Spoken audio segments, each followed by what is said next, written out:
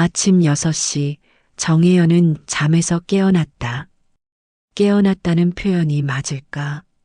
사실 그녀는 제대로 잠든 것도 아니었다. 새벽 4시쯤 한 번, 5시쯤 또 한 번 뒤척이며 눈을 뜨다가 결국 포기하듯 침대를 벗어났다. 72회를 살아온 몸은 이미 오래전부터 긴 잠을 허락하지 않았다. 발끝에 닿는 차가운 마루가 하루의 시작을 알렸다. 거울 앞에 선 그녀의 모습은 어제와 다르지 않았다. 어깨가 둥글게 굽었고 손등에는 갈색 반점들이 지도처럼 번져 있었다. 머리카락은 성기게 빠져 두피가 비쳐 보였다. 혜연은 거울 속 자신을 바라보며 작게 한숨을 내쉬었다. 언제부터였을까? 이 거울 속 사람이 낯설어진 게. 세수를 마치고 부엌으로 향하는 발걸음은 여전히 단단했다. 무릎이 시큰거리고 허리가 뻣뻣해도 그녀의 하루는 멈출 수 없었다. 가스레인지에 불을 켜고 물을 끓이는 동안 창밖으로는 아직 어스름한 새벽 공기가 흘러들어왔다. 끓어오르는 물소리가 부엌의 정막을 깨뜨렸다. 혜연은 그 소리에 귀를 기울이며 미소 지었다. 평생을 함께해온 소리였다. 두 아이가 어릴 때도 남편이 세상을 떠난 후에도 이 물 끓는 소리만큼은 변하지 않았다. 미숫가루를 마신 뒤 그녀는 거실 한쪽 구석 그 자리를 향해 걸어갔다. 재봉틀이었다. 검은색 페달과 은빛 바늘이 아침 햇살에 반짝였다. 40년 전 소은이가 초등학교에 입학할 때 할부로 샀던 이 재봉틀은 여전히 그 자리에서 그녀를 기다리고 있었다. 손으로 쓰다듬어 보니 차가우면서도 따뜻했다. 오랜 세월 함께한 벗의 체온이었다. 의자에 앉아 몸이 자연스럽게 기억을 따라 움직였다. 발은 페달을 찾았고 손은 실과 바늘의 위치를 확인했다. 어젯밤 마무리하지 못한 바지단 정리 작업이 그대로 남아 있었다. 재봉틀이 돌아가는 소리가 고요한 아침을 채웠다. 이 소리 또한 그녀 인생의 배경음악이었다. 소은이와 민수가 젖먹이일 때 밤늦게 재봉틀 앞에 앉아 품삯벌이를 하며 들었던 소리. 아이들이 잠든 사이 홀로 뜨개질을 하며 들었던 소리. 바늘이 천을 관통할 때마다 그녀는 과거로 시간여행을 했다. 그때는 젊었지. 밤을 새워도 끄떡없었고 하루에 10벌도 거뜬히 고쳐낼 수 있었어. 하지만 지금은 달랐다. 1시간쯤 집중하다 보면 목이 뻣뻣해지고 눈이 침침해져 자주 멈춰야 했다. 무엇보다 손끝의 감각이 예전 같지 않았다. 실을 꿰는 것조차 2~3번 시도해야 성공했다. 나이가 든다는 게 이런 거구나. 오전 10시쯤 현관문이 열리는 소리가 났다.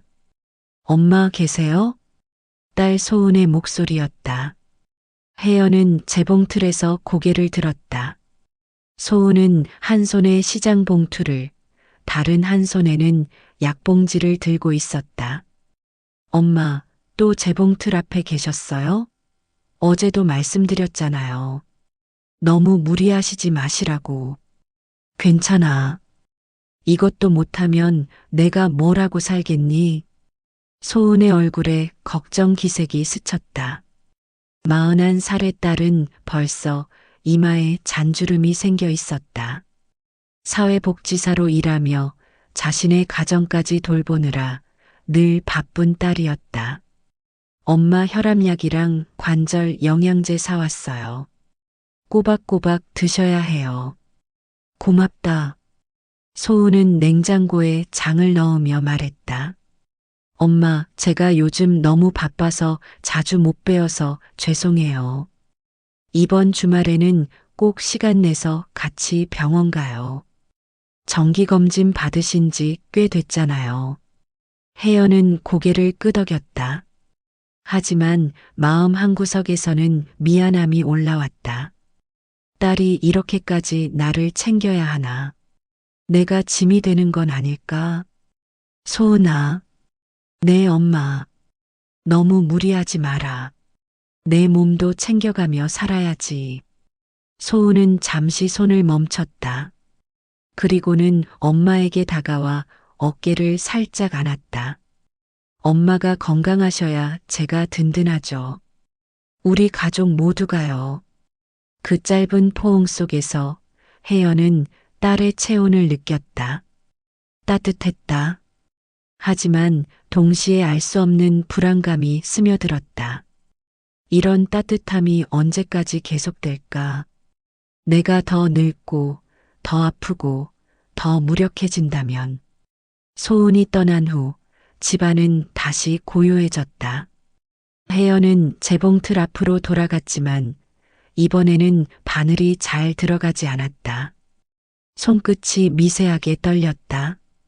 이럴 때가 있지. 괜찮아. 하지만 2번, 3번 시도해도 마찬가지였다. 결국 그녀는 실과 바늘을 내려놓고 의자에 등을 기댔다. 창밖으로는 점심 무렵의 햇볕이 따사롭게 들어왔다. 그 햇살 속에서 먼지들이 춤추듯 떠다녔다. 혜연은 그 먼지들을 바라보며 생각했다. 나도 저 먼지처럼 언젠가는 사라지는 걸까? 그리고 그때가 되면 내 자리에는 무엇이 남을까?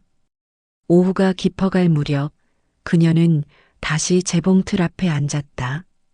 이번에는 신중하게 천천히 바늘에 실을 깨었다. 성공했다. 익숙한 재봉틀 소리가 다시 집안을 채웠다. 바지 단을 정리하는 그녀의 손놀림은 여전히 정확했다. 비록 예전만큼 빠르지는 않아도 수십 년의 경험이 손끝에 남아 있었다. 아직은 괜찮아. 아직은 내가 할 수 있는 일이 있어. 그날 저녁 혜연은 완성된 바지를 옷걸이에 걸며 작은 성취감을 느꼈다. 누군가에게는 사소한 일이겠지만 그녀에게는 하루를 버틸 수 있게 해주는 의미였다. 밤이 깊어가며 재봉틀 옆에서 뜨개질을 하던 그녀는 문득 멈췄다. 내일도 이렇게 시작될까? 모레도, 그 다음 날도. 미래에 대한 막연한 불안감이 가슴 한구석을 스쳤다. 하지만 혜연은 그 불안을 털어버리려 애썼다. 오늘 하루를 살아낸 것만으로도 충분해. 그렇게 정혜연의 하루가 저물어갔다. 재봉틀은 그녀 곁에서 내일을 조용히 기다리고 있었다. 수요일 오전 혜연은 시장 가는 길에 올랐다. 장바구니를 든 손이 예전보다 무거웠다. 집에서 시장까지는 걸어서 15분 거리였지만 요즘 들어서는 중간중간 쉬어가야 했다. 버스 정류장 벤치에 앉아 숨을 고르며 그녀는 주변을 둘러보았다. 동네가 많이 변했다. 예전에 있던 구멍가게는 편의점이 되었고 작은 이발소들은 하나둘 문을 닫았다. 사람들도 달라졌다. 아는 얼굴을 보기 어려웠다. 시장에 도착하자 익숙한 냄새와 소리가 그녀를 맞이했다. 생선 비린내와 과일 단 냄새, 상인들의 호객 소리. 이곳만큼은 변하지 않았다. 할머니, 오늘은 뭐 드릴까요? 채소가게 아주머니가 환하게 웃으며 말했다. 혜연은 늘 사던 것들을 골랐다. 시금치 한 단, 콩나물 한 봉지, 두부 한 모. 요즘 어떻게 지내세요? 건강하시죠? 그럭저럭 지내고 있어요. 간단한 인사를 나누며 장을 보던 혜연의 눈에 멀리서 휠체어를 탄 사람이 보였다. 뒤에서 누군가가 휠체어를 밀어주고 있었다. 혜연은 걸음을 멈췄다. 옥분아? 휠체어에 앉은 여자가 고개를 돌렸다. 김옥분이었다. 중학교 때부터 함께 자란 친구였다. 오랜만에 보는 옥분의 모습에 혜연은 놀랐다. 살이 많이 빠져서 뺨이 움푹 들어가 있었고 머리카락도 성기게 빠져 있었다. 혜연아, 너구나. 옥분이 쓸쓸하게 웃었다. 휠체어를 밀던 중년 남자가 인사했다. 안녕하세요. 저는 옥분 이모 조카 성민이에요. 아, 그래. 많이 컸네. 혜연은 옥분 곁으로 다가갔다. 옥분아, 언제부터 휠체어를 탄 거야? 한 반년쯤 됐나? 무릎이 완전히 나가버렸어. 이제 걷기가 힘들어. 옥분의 목소리에는 체념이 묻어 있었다. 요양원에는 잘 적응하고 계세요? 성민이 물었다. 혜연은 깜짝 놀랐다. 요양원? 아, 모르셨구나. 이모가 작년 가을부터 요양원에 계세요. 혜연은 옥분을 바라봤다. 옥분은 고개를 떨구고 있었다. 아이들이 나를 집에서 모시기 힘들다며 요양원에 상담을 넣었어. 처음에는 반대했지만 뭘 어쩌겠어. 이제는 그냥 체념했지. 그 말을 들은 혜연의 가슴이 철렁 내려앉았다. 그래도 시설이 좋은 곳이에요. 간호사분들도 친절하시고. 성민이 위로하듯 말했지만 옥분의 표정은 밝아지지 않았다. 혜연아, 너는 어떻게 지내? 소은이가 잘 챙겨주지? 응, 그럭저럭. 혜연은 대답했지만 마음은 복잡했다. 평생을 함께 살아온 친구가 이런 모습이 될 줄은 몰랐다. 옥분아, 나는 아직 집에서 혼자 잘 지내고 있어. 그래, 다행이야. 너는 건강하니까. 옥분이 말했지만 그 눈빛에는 부러움과 동시에 걱정이 어려 있었다. 하지만 혜연아, 조심해. 나도 작년까지만 해도 혼자 잘 지냈거든. 그런데 갑자기 몸이 안 되니까 아이들도 어쩔 수 없다는 식이 되더라고. 그 말이 혜연의 마음을 깊이 찔렀다. 시간이 벌써 이렇게 됐네요. 이모, 돌아가야 해요. 성민이 시계를 보며 말했다. 혜연아, 또 보자. 건강해야 해. 응, 너도. 휠체어가 멀어지는 모습을 바라보며 혜연은 그 자리에 서 있었다. 장바구니를 든 손이 떨렸다. 나도 곧 저렇게 되는 건 아닐까? 그 생각이 머릿속을 떠나지 않았다. 나이 72. 옥분과 2살 차이밖에 나지 않았다. 며칠 전 재봉틀 앞에서 바늘을 꿰지 못했던 순간이 떠올랐다. 손끝이 떨렸던 그 순간이. 혜연은 남은 장을 황급히 보고 집으로 향했다. 평소보다 빠른 걸음이었지만 마음은 더욱 무거웠다. 집에 도착해서도 옥분의 말이 귓가에 맴돌았다. 조심해. 나도 작년까지만 해도 혼자 잘 지냈거든. 혜연은 거울 앞에 섰다. 거울 속의 자신이 옥분과 크게 다르지 않다는 생각이 들었다. 같은 나이, 같은 처지의 노인이었다. 나는 아직 걸을 수 있고 바느질도 할 수 있어. 하지만 언제까지일까? 그날 저녁 소은이 전화를 걸어왔다. 엄마, 오늘 장 잘 보셨어요? 응. 엄마 목소리가 좀 이상해요. 괜찮으세요? 혜연은 옥분을 만난 이야기를 할까 망설였다. 하지만 딸에게 걱정을 끼치고 싶지 않았다. 아니야, 괜찮아. 그러세요? 그럼 내일 시간 되시면 병원 같이 가요. 정기검진 받으신 지 좀 됐잖아요. 병원이라는 말에 혜연의 가슴이 다시 철렁했다. 옥분도 병원에서 무릎이 안 좋다는 진단을 받은 후 모든 게 달라졌을 것이다. 꼭 가야 하나? 엄마, 건강검진은 정기적으로 받으셔야 해요. 미리 관리해야 문제없이 지낼 수 있잖아요. 소은의 말은 맞았다. 하지만 혜연에게는 병원이 무서웠다. 혹시 나쁜 소식을 듣게 될까봐. 알겠다. 내일 가자. 전화를 끊고 나서 혜연은 재봉틀 앞에 앉았다.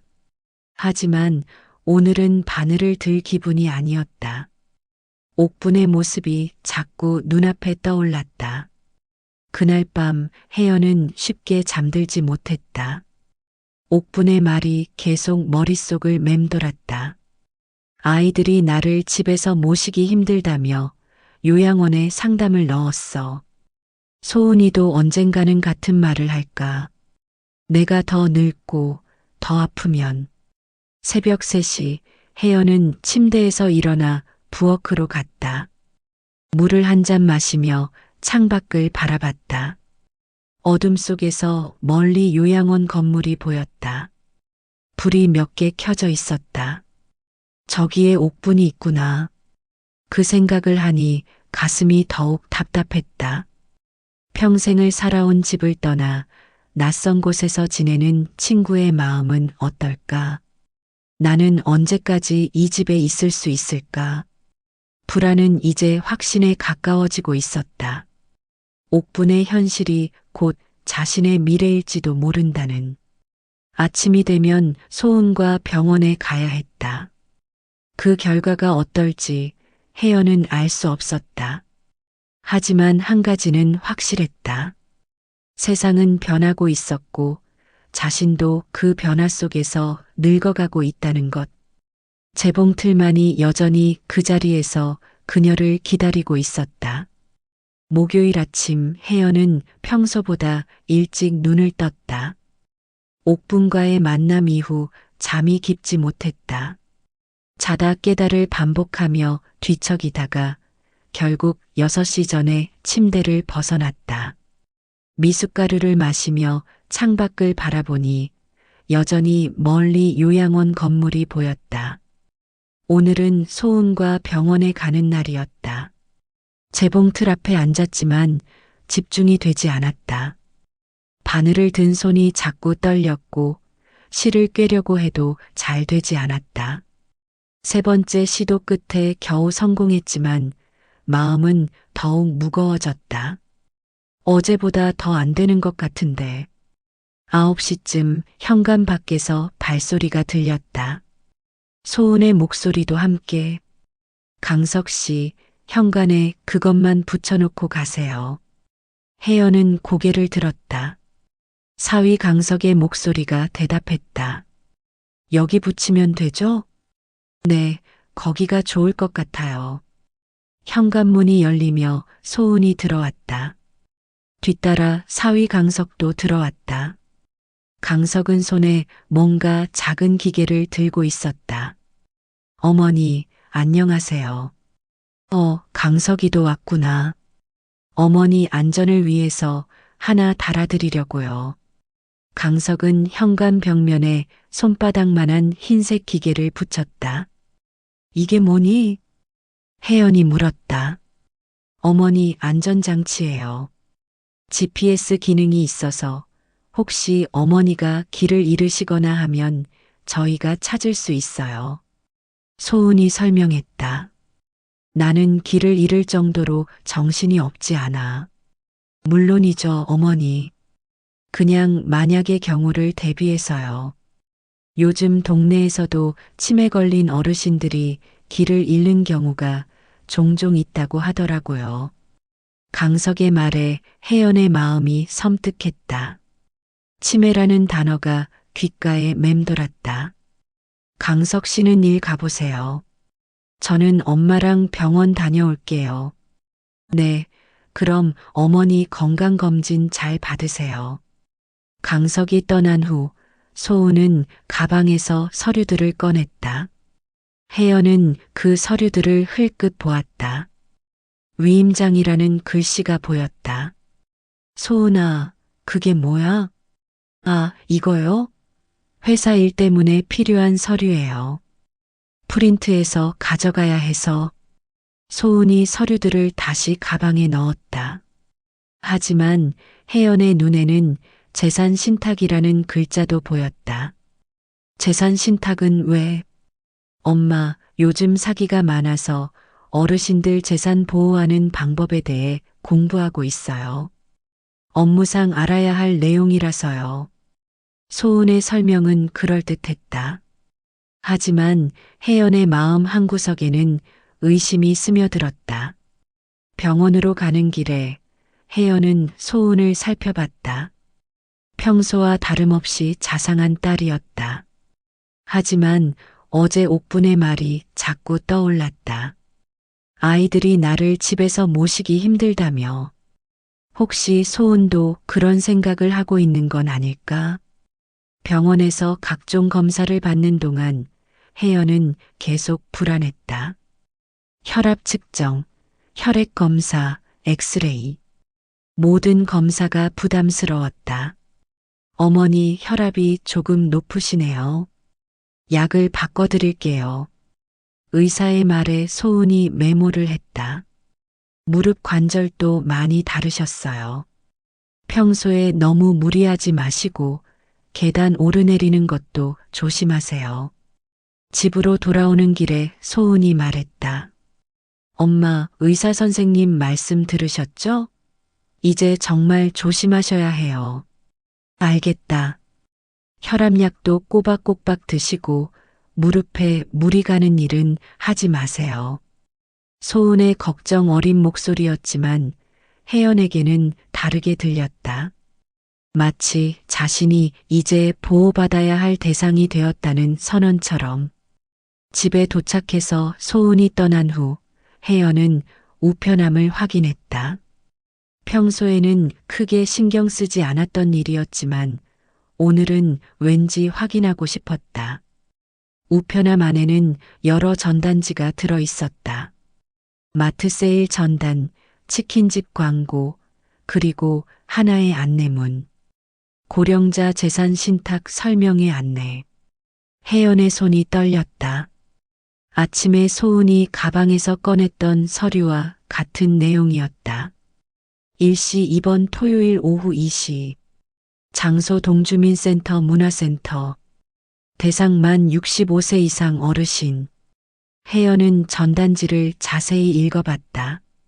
치매나 중풍으로 판단력이 흐려지기 전에 미리 재산을 신탁하라는 내용이었다. 소은이 말한 업무상 필요한 내용이 이거였나? 저녁 시간 손주 민준이가 학교에서 돌아왔다. 소은의 아들인 12살 민준이는 주말이면 종종 할머니 집에 왔다. 할머니, 안녕하세요. 응, 우리 민준이. 학교는 어땠어? 재미있었어요. 그런데 할머니. 응? 민준이가 잠시 망설이더니 말했다. 엄마가 말했는데 할머니 나중에 좋은 시설 가면 밥도 잘 주고 친구들도 많이 생긴대요. 혜연의 심장이 쿵 떨어지는 것 같았다. 누가 그런 말을 했다고? 엄마요. 아빠랑 이야기하는 걸 들었어요. 할머니가 혼자 계시면 위험하니까 좋은 곳에 모시는 게 좋겠다고. 민준이는 아무렇지도 않게 말했지만 혜연에게는 청천벽력이었다. 민준아, 그런 이야기를 언제 들었니? 며칠 전이요. 아빠가 할머니 안전장치 이야기할 때요. 혜연은 현관에 붙어 있는 GPS 장치를 바라봤다. 그것이 갑자기 감시 장치처럼 느껴졌다. 그날 밤 휴대폰에 문자가 왔다. 동주민센터에서 온 메시지였다. 장기요양 재심사 통지. 정혜연 어르신의 장기요양 등급 재심사가 예정되어 있습니다. 일시 다음 주 화요일. 준비 서류 건강진단서, 일상생활 수행 능력 평가서. 혜연은 문자를 다시 읽어봤다. 장기요양 등급이 무엇인지 정확히는 몰랐지만 좋지 않은 느낌이었다. 오늘 병원에서 받은 검진 결과와 연관이 있는 건가? 재봉틀 앞에 앉았지만 오늘은 아무것도 할 수 없었다. 손이 계속 떨렸고 집중이 되지 않았다. 모든 것들이 연결되어 보였다. 사위가 붙인 GPS 장치, 소은의 재산 신탁 서류, 민준이가 들었다는 부모의 대화, 우편함의 재산 신탁 설명의 전단, 동주민센터의 장기요양 재심사 통지. 혜연은 거실을 천천히 둘러봤다. 평생을 살아온 이 공간이 갑자기 낯설게 느껴졌다. 정말로 나를 어딘가로 보내려는 계획을 세우고 있는 건 아닐까? 옥분의 말이 다시 떠올랐다. 나도 작년까지만 해도 혼자 잘 지냈거든. 그런데 갑자기 몸이 안 되니까 아이들도 어쩔 수 없다는 식이 되더라고. 혜연은 거울 앞에 섰다. 거울 속의 자신이 더욱 늙고 초라해 보였다. 혈압이 높다는 의사의 말, 무릎 관절이 많이 닳았다는 진단. 나도 이제 옥분과 다르지 않구나. 그날 밤 혜연은 거의 잠들지 못했다. 창밖 요양원 건물의 불빛이 더욱 또렷하게 보였다. 내일이면 또 무슨 일이 일어날까? 불안은 이제 확신으로 바뀌어 가고 있었다.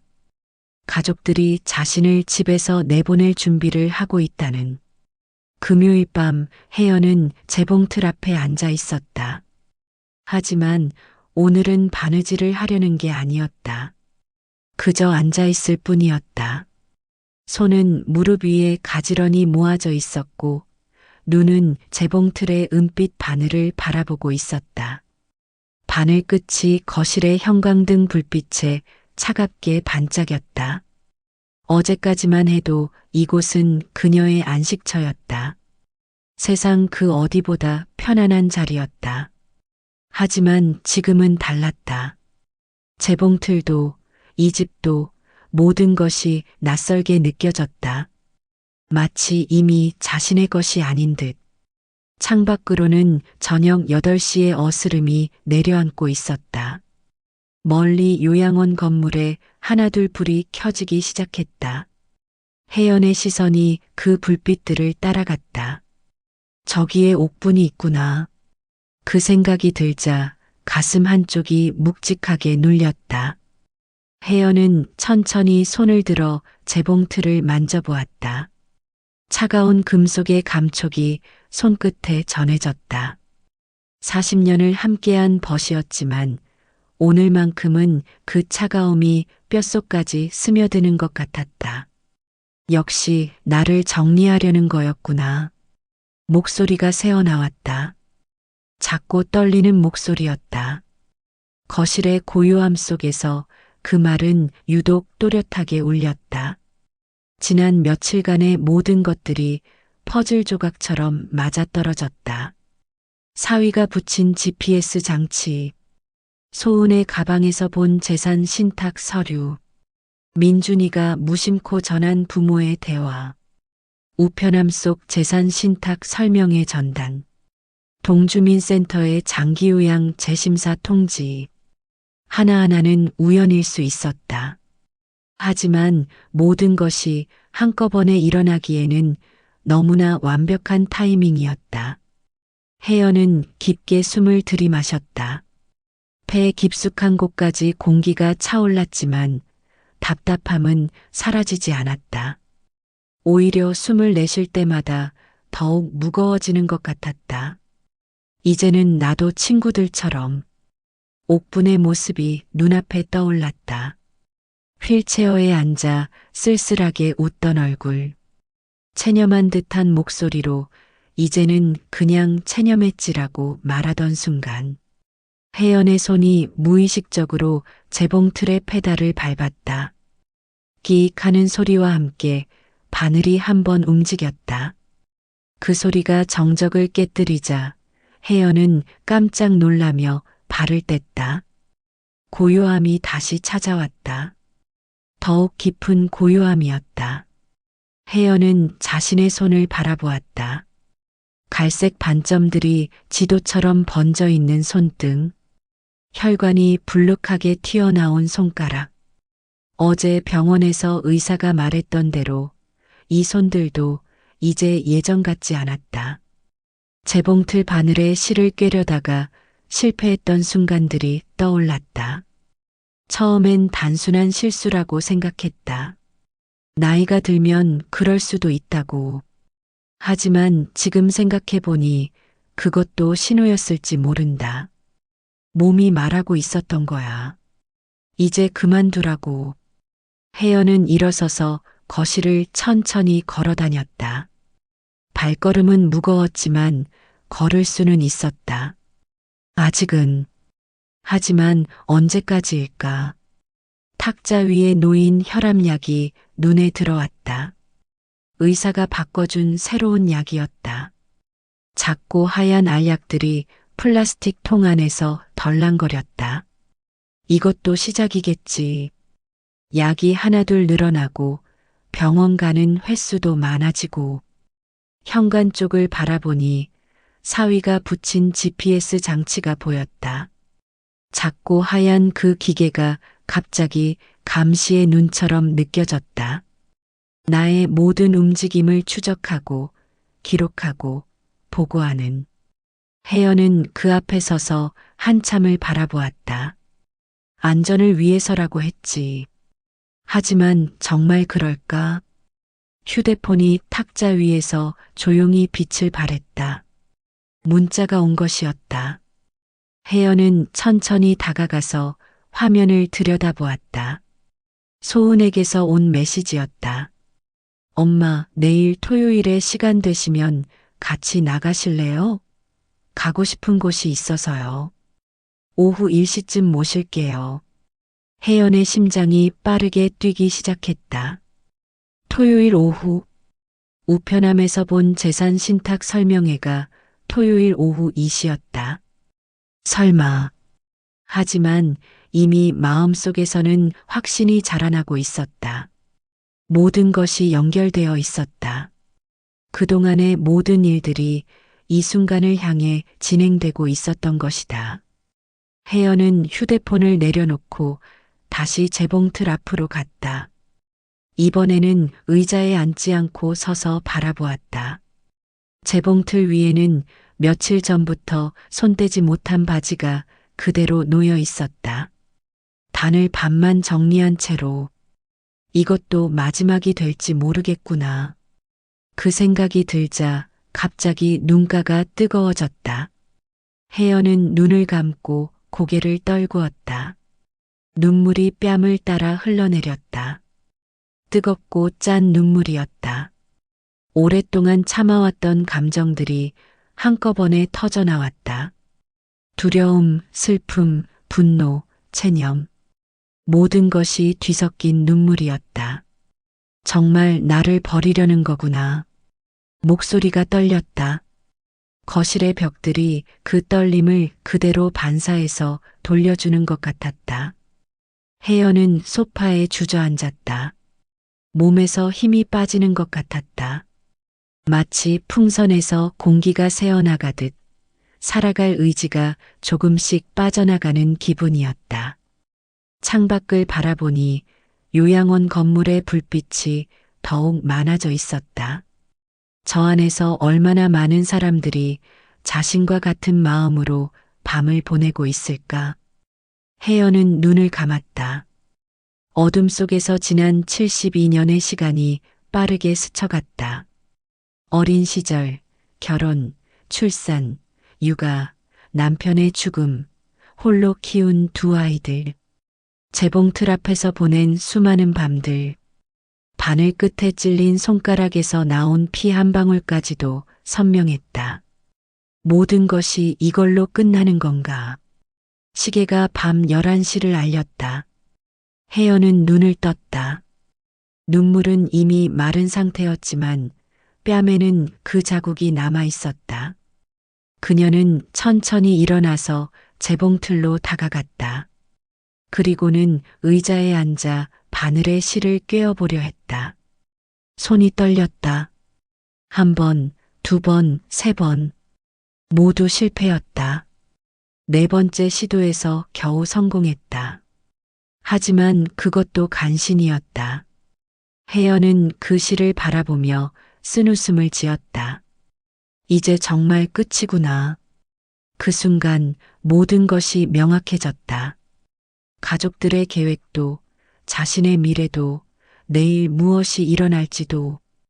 혜연은 재봉틀에 전원을 끄고 천천히 일어났다. 발걸음은 무거웠지만 마음은 오히려 차분해져 있었다. 체념이 주는 평온함이었다. 침실로 향하면서 그녀는 마지막으로 거실을 둘러보았다. 재봉틀, 소파, 탁자, 텔레비전. 평생을 함께한 가구들이 어둠 속에서 조용히 작별 인사를 하는 것 같았다. 내일이면 모든 것이 끝날 것이다. 정혜연의 삶도, 이 집에서의 시간도, 재봉틀과 함께한 나날들도. 그렇게 생각하니 오히려 마음이 편해졌다. 더 이상 불안해할 필요도, 저항할 이유도 없었다. 그저 흘러가는 대로 받아들이면 되는 것이었다. 혜연은 침대에 누워 눈을 감았다. 오늘 밤만큼은 깊이 잠들 수 있을 것 같았다. 체념이 주는 마지막 선물이었다. 창밖에서는 요양원의 불빛이 여전히 반짝이고 있었다. 내일이면 자신도 저 불빛 중 하나가 될 것이다. 정혜연의 긴 하루가 그렇게 저물어갔다. 토요일 아침은 유난히 조용했다. 혜연은 새벽 5시에 눈을 떴다. 어젯밤의 체념이 주는 평온함 덕분인지 오랜만에 깊이 잠들었다가 자연스럽게 깨어났다. 창밖으로는 아직 어스름한 새벽 공기가 흘러들어왔고 멀리 요양원 건물은 고요한 실루엣으로 서 있었다.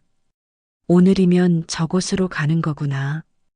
그 생각이 들어도 더 이상 가슴이 철렁 내려앉지 않았다. 어젯밤 모든 눈물을 흘려버린 탓일까? 아니면 받아들일 준비가 끝났기 때문일까? 혜연은 평소와 다름없이 세수를 하고 미숫가루를 마셨다. 하지만 오늘은 재봉틀 앞에 앉지 않았다. 대신 옷장을 열어 가장 단정한 옷을 꺼냈다. 남색 카디건과 회색 바지. 오래전 소은의 결혼식에 입었던 옷이었다. 거울 앞에 서서 옷을 갈아입으면서 혜연은 자신의 모습을 천천히 살펴보았다. 72년을 살아온 얼굴에는 주름이 깊게 패여 있었지만 오늘만큼은 의연해 보였다. 체념이 주는 품위가 있었다. 머리를 단정히 빗고 평소 바르지 않던 연한 립스틱까지 발랐다. 마지막 순간만큼은 초라하지 않게 보이고 싶었다. 12시가 넘어서야 아침을 먹었다. 식욕은 없었지만 억지로라도 밥 한 공기를 비웠다.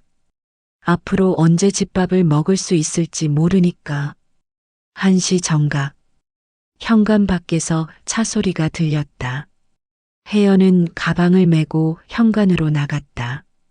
사위 강석이 운전석에 앉아 있었고 소은이 조수석에서 손을 흔들고 있었다.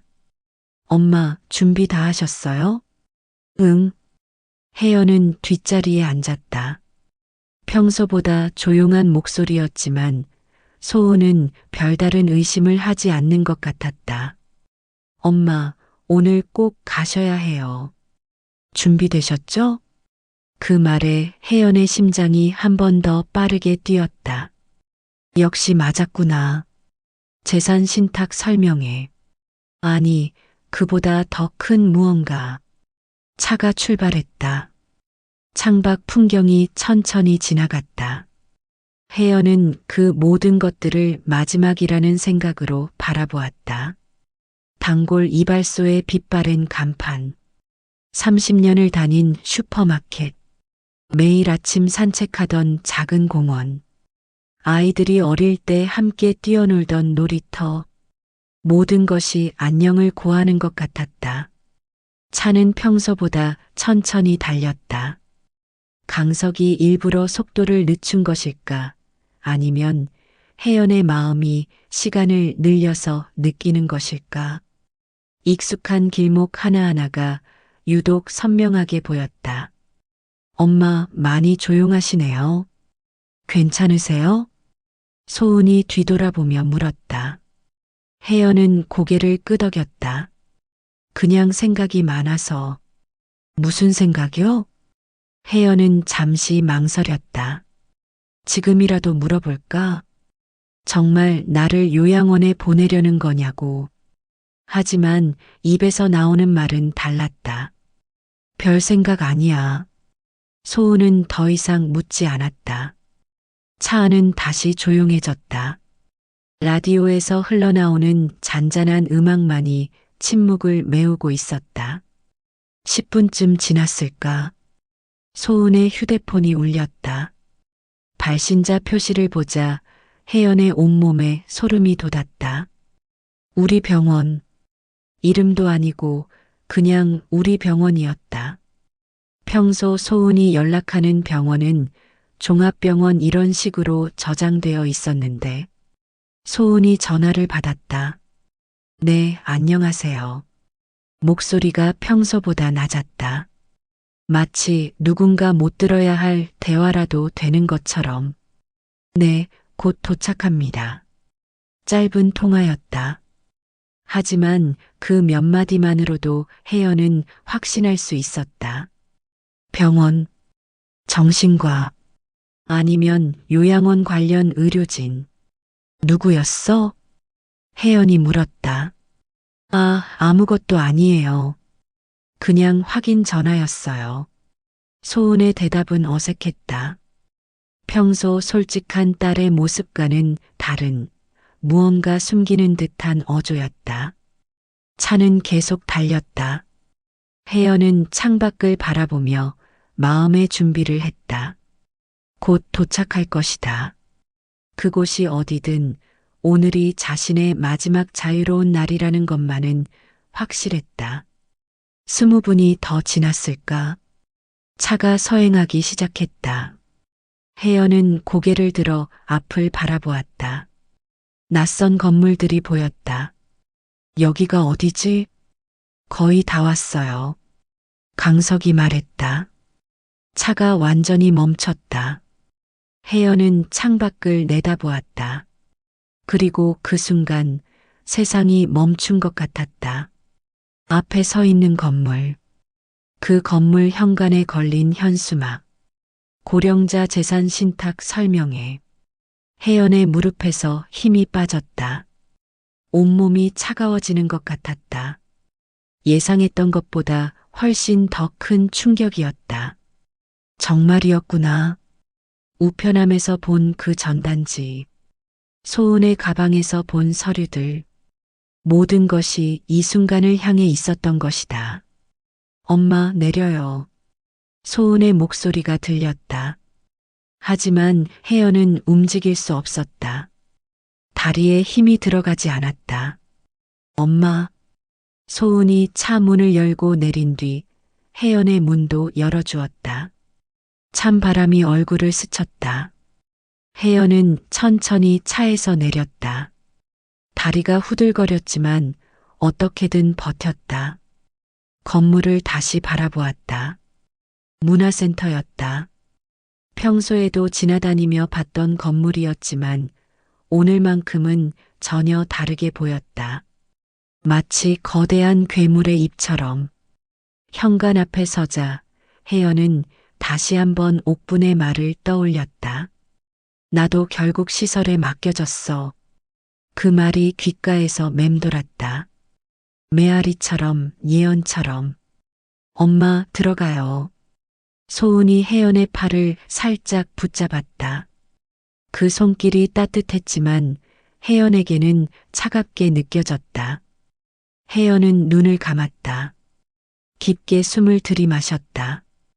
그리고 속으로 중얼거렸다. 이제 나도 버려지는구나. 문 앞에 선 순간 지난 72년의 삶이 파노라마처럼 스쳐갔다.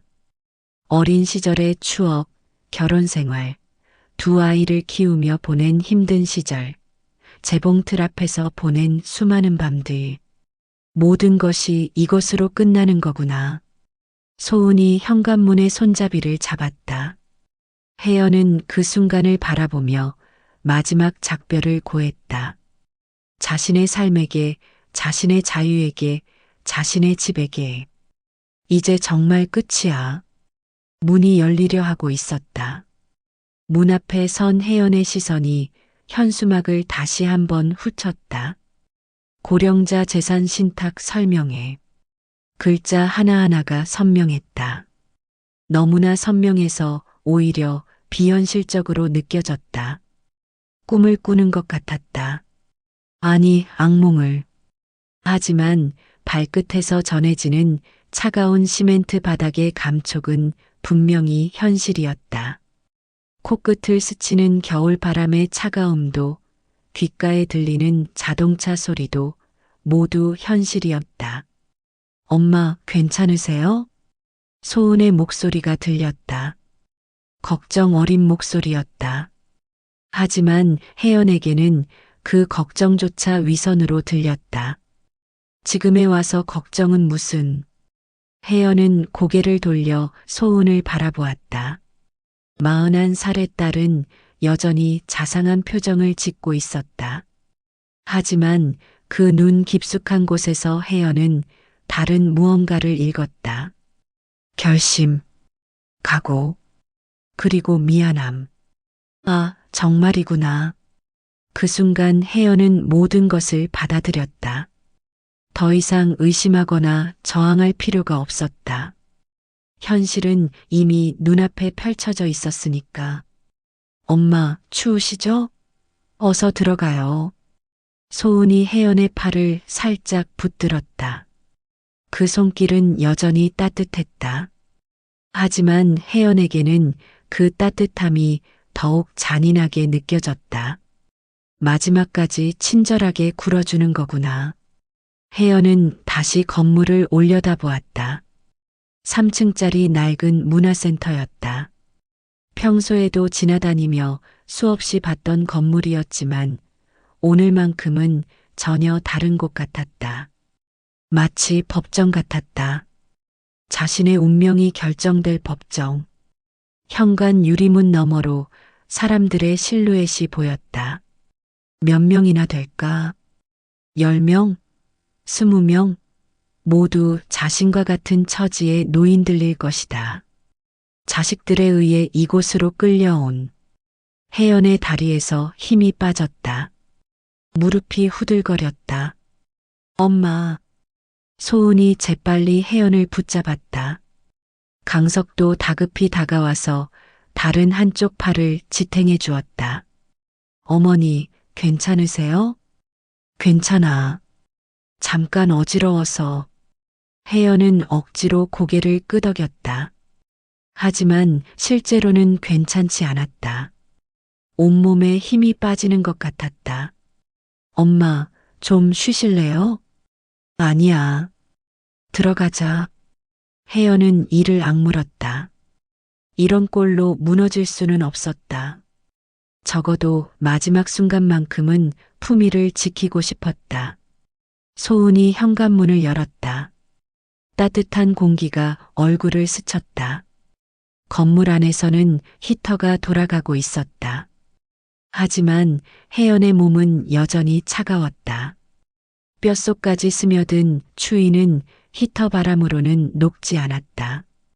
복도를 걸으며 혜연은 주변을 둘러보았다. 벽에 붙은 안내문들, 바닥에 낡은 리놀륨, 형광등의 하얀 불빛, 모든 것이 삭막해 보였다. 2층이에요. 소은이 말했다. 계단 앞에 서자 혜연은 한 발을 올리기가 힘들었다. 무릎이 시큰거렸다. 어제 병원에서 의사가 한 말이 떠올랐다. 무릎 관절이 많이 다르셨어요. 그때는 단순한 진단으로 들렸는데 이제 보니 모든 것이 연결되어 있었다. 병원 검진도, 의사의 진단도 모두 오늘을 위한 준비였던 것이다. 계단을 하나하나 오를 때마다 혜연의 마음도 무거워졌다. 한 발짝 오를 때마다 자유에서 멀어지는 기분이었다. 2층에 도착했다. 복도 끝에 큰 강의실이 보였다.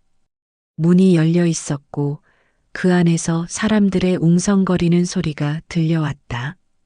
혜연은 그 문 앞에 서서 잠시 망설였다. 저 문을 넘어서면 모든 것이 끝날 것이다. 자신의 삶도 자신의 자유도. 엄마, 들어가요. 소은의 목소리가 등 뒤에서 들렸다.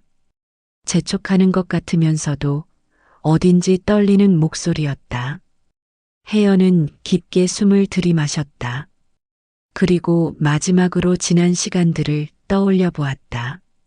재봉틀 앞에서 보낸 수많은 밤들, 바늘에 실을 꿰며 느꼈던 작은 성취감들, 아이들의 옷을 기워주며 뿌듯해했던 순간들, 바지 단을 정리하며 누군가에게 도움이 된다고 생각했던 그 모든 시간들. 이제 모두 끝이구나.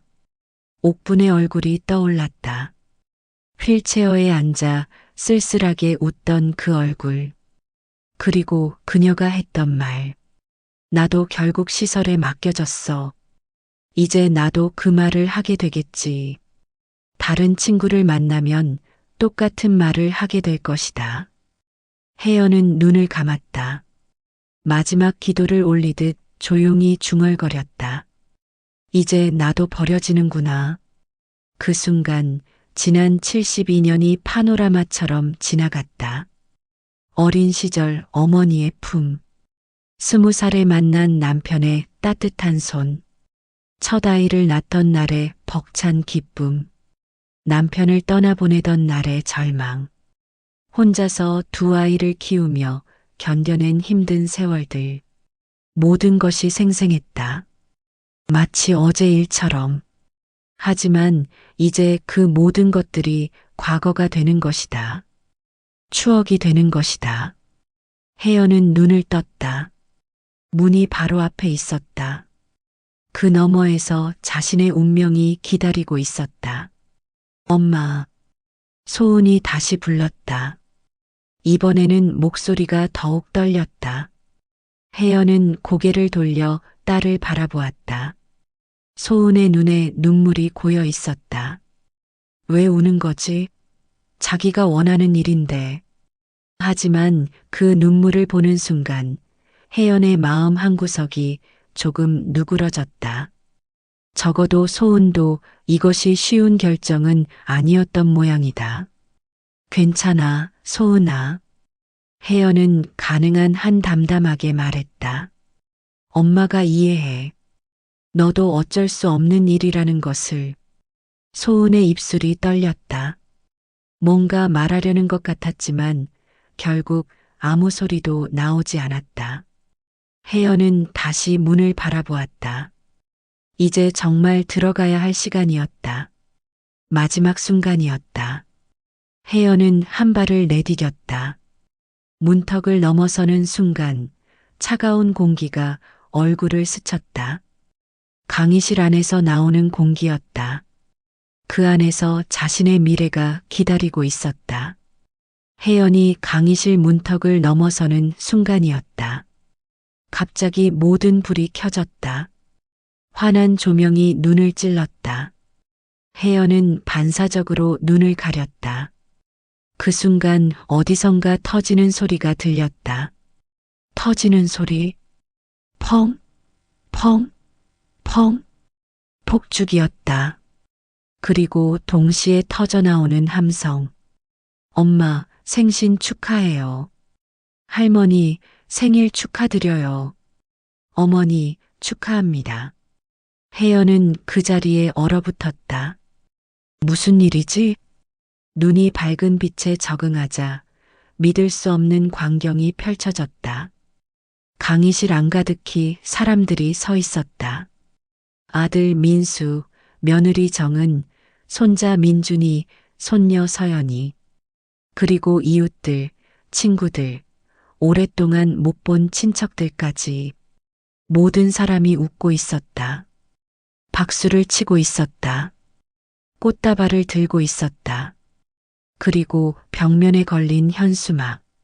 사랑하는 어머니 정혜연, 72번째 생신을 축하드립니다. 혜연의 머릿속이 하얗게 변했다. 생신? 내 생신? 그러고 보니 오늘이 며칠이지? 토요일 1월 18일. 맞다. 자신의 생일이었다. 어떻게 이럴 수가. 혜연은 입을 벌린 채 서 있었다. 다리에 힘이 풀려서 서 있는 것조차 힘들었다.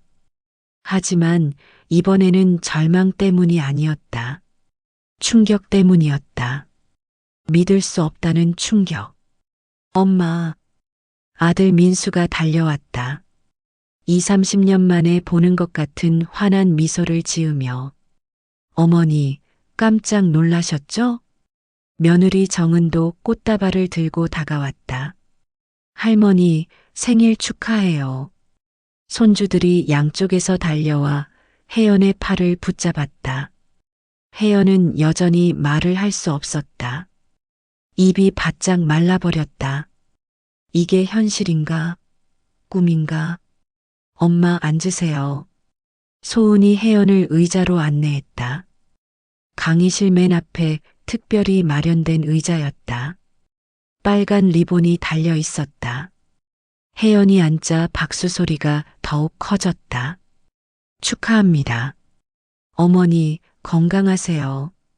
혜연 언니 생신 축하해요. 친숙한 목소리들이 사방에서 들려왔다. 혜연은 고개를 돌려 사람들을 하나하나 바라보았다.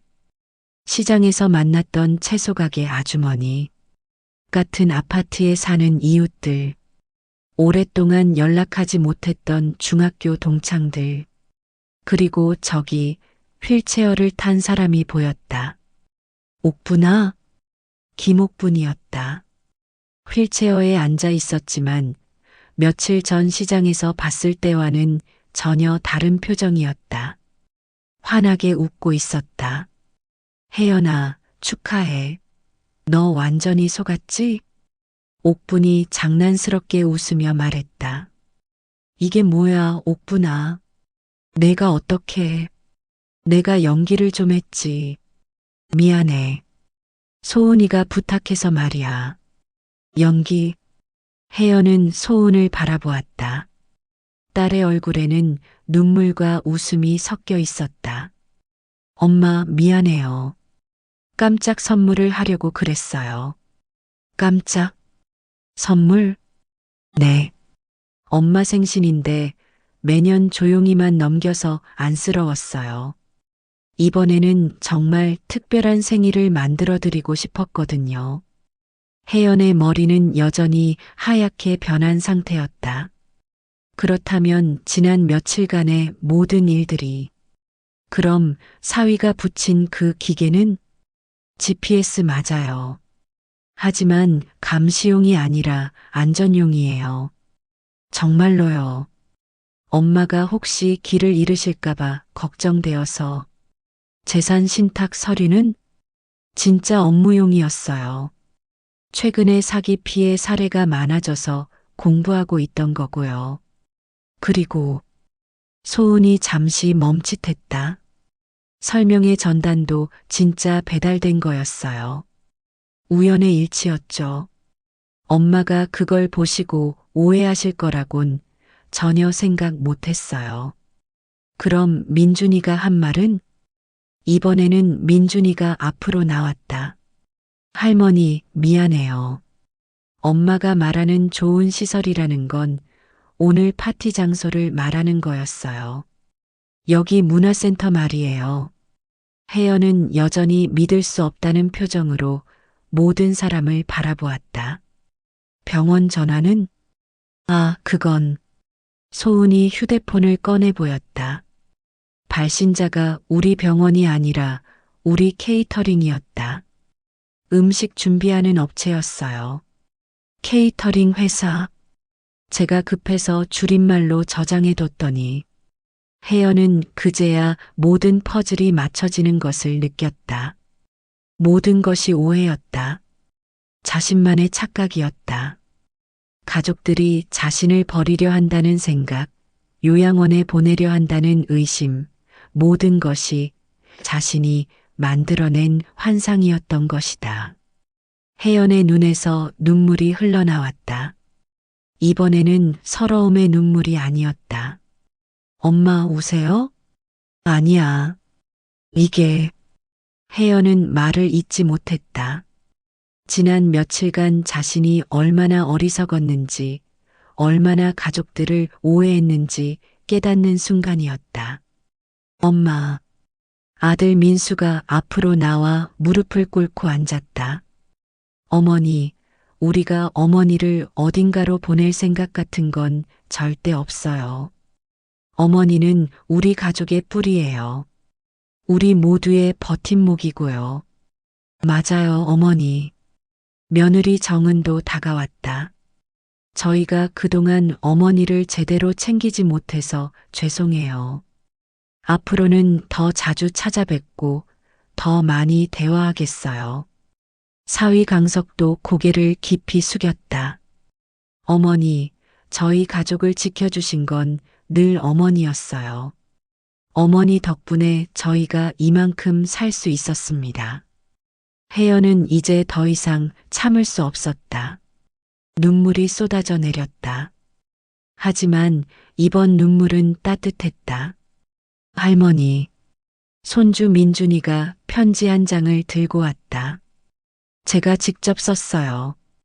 민준이가 편지를 펼쳐 읽기 시작했다. 할머니께. 할머니는 제게 가장 든든한 분이에요. 할머니가 해주시는 음식도 맛있고 할머니가 들려주시는 옛날 이야기도 재미있어요. 친구들 앞에서 우리 할머니 자랑하고 싶어요. 할머니, 오래오래 건강하세요. 사랑해요. 혜연의 가슴이 뜨거워졌다. 이제야 깨달았다. 자신이 얼마나 사랑받고 있는지를, 자신이 얼마나 소중한 존재인지를. 혜연아. 옥분이 휠체어를 타고 가까이 왔다. 그래도 내 가족은 이렇게 널 사랑하잖아. 내가 얼마나 소중한지 오늘 보게 됐지? 나도 부러워서 어쩔 줄 모르겠다. 옥분의 말에 혜연은 더욱 울었다. 나는 버려진 존재가 아니야. 나는 가족과 친구들 모두에게 사랑받는 사람이야. 어머니. 소은이 혜연의 손을 꼭 잡았다. 앞으로는 혼자 소갈이하지 마세요. 뭔가 걱정되는 일이 있으면 저희한테 말씀하세요. 저희가 어머니를 지켜드릴게요. 혜연은 고개를 끄덕였다. 이제야 진짜 미소를 지을 수 있었다. 그때였다. 어디선가 생일 케이크가 등장했다. 72개의 촛불이 켜진 큰 케이크였다. 축하합니다, 어머니. 모든 사람이 박수를 쳤다. 생일 축하 노래가 시작되었다. 혜연은 그 순간을 가슴에 깊이 새겼다. 평생 잊지 못할 순간이었다. 자신이 얼마나 사랑받는 존재인지 깨달은 순간이었다. 그날 밤 집으로 돌아오는 길은 전혀 달랐다. 같은 길이었다. 같은 풍경이었다. 하지만 혜연의 눈에는 모든 것이 새롭게 보였다. 단골 이발소의 간판이 반갑게 인사하는 것 같았다.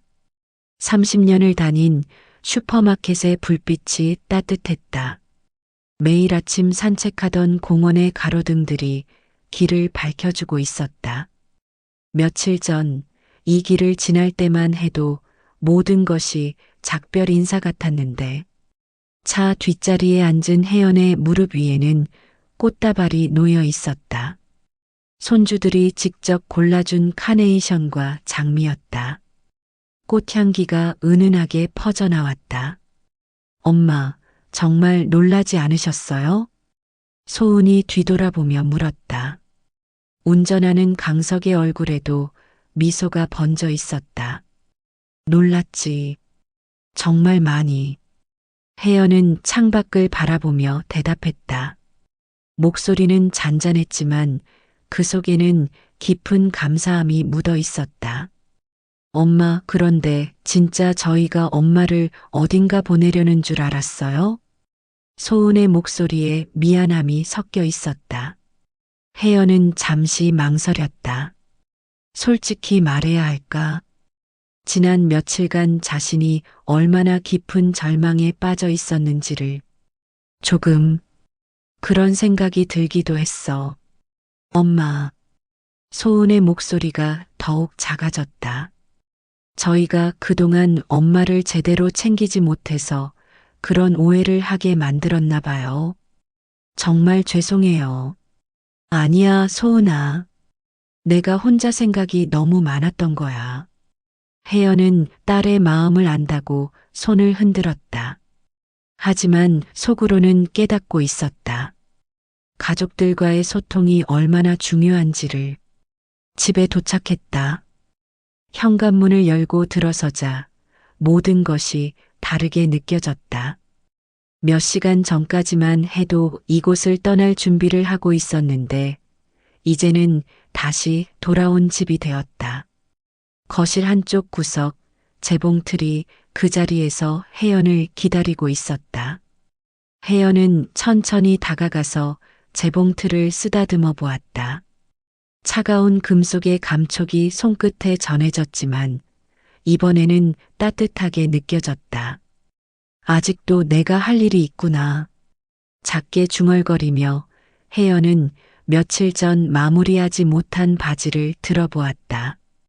단을 반만 정리한 채로 남겨뒀던 그 바지. 바늘에 실을 꿰어 보았다. 한 번에 성공했다. 손끝에 떨림도 없었다. 마음이 달라지니 손도 달라지는구나.